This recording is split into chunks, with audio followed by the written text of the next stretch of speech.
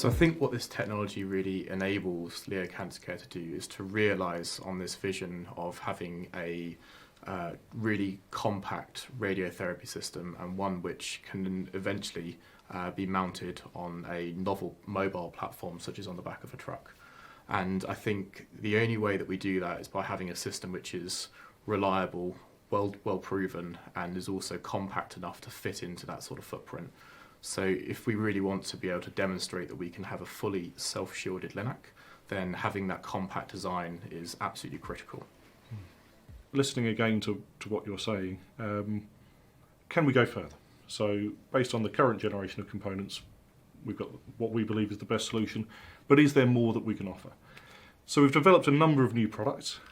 So for example, on the modulator front, we've got our new DS2 modulator. This is much more compact than the previous generation, built on the same architecture, so all the same sort of benefits that we had there.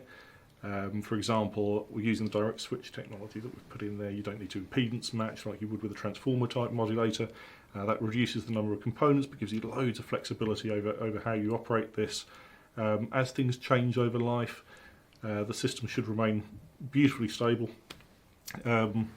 It also has, it's fully shielded, it's fully, all the cabling's earthed, so there's no exposed high voltages, so it's nice and safe, but it also means in terms of compactness, you don't need to have hold-off distances between that set of components and the surrounding system that you're developing.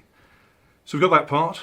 We've also developed what we're calling the socket magnetron, so it's based on a very, very well-established magnetron technology, very reliable, high quality, but what we've done is recognise that in a system, this is always surrounded by an RF shield that prevents interference with other system elements. That can be a bit of a pain for service engineers, so they've got unscrewed panels and things to get to the magnetron to connect it all up. It's also big because it's air-filled, so it doesn't really meet the compactness requirement and so on. And it's not typically very well decoupled from the rest of the gantry. So what we've done is we've shrunk all of that shielding down and integrated it into the magnetron. So now, in a package size that's not much bigger than the original magnetron, you've got all that RF shielding, you've got the protection that you need for the magnetron filament, so all of that's built in. It's a plug-and-play connector, very easy to use, very compact, very well shielded. Shielding at source is the way that high voltage and RF design should be done, we think. So putting those together, now you've got the flexibility to move things around the system as you see fit. I think that you make some two really important points there, because our clinical users really want a system which is rock solid, reliable, and they of course want to minimise downtime.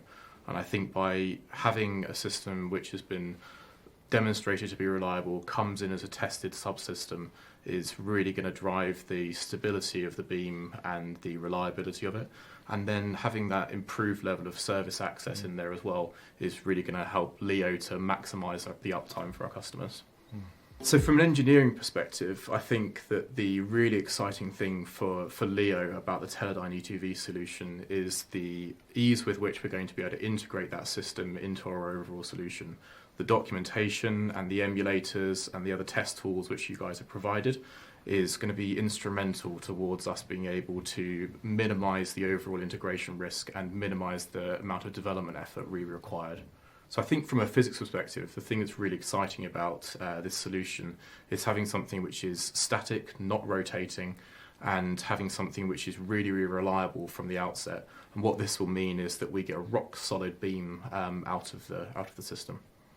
So what really excites me about this is we have a roadmap in developing RF subsystems built on all this knowledge that we've been acquiring for many years. We see the pain that people can go through when they're trying to integrate these systems. The challenges of putting these components together are not always fully appreciated. It's not something you just bolt together and it would work. Everything can meet specification, but everything needs to be integrated properly.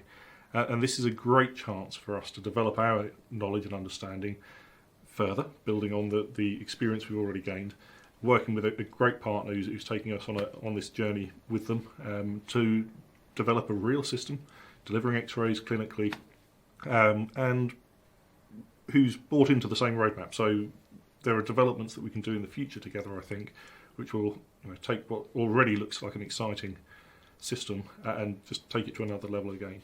Absolutely, and I think the basis of all of that is the integration and the interfaces between us, and when they're driven so clearly, and we've already had such clear communication between us about how things should be implemented, it really gives us a platform on which we can both develop our products in a manner that allows us each to meet our own needs.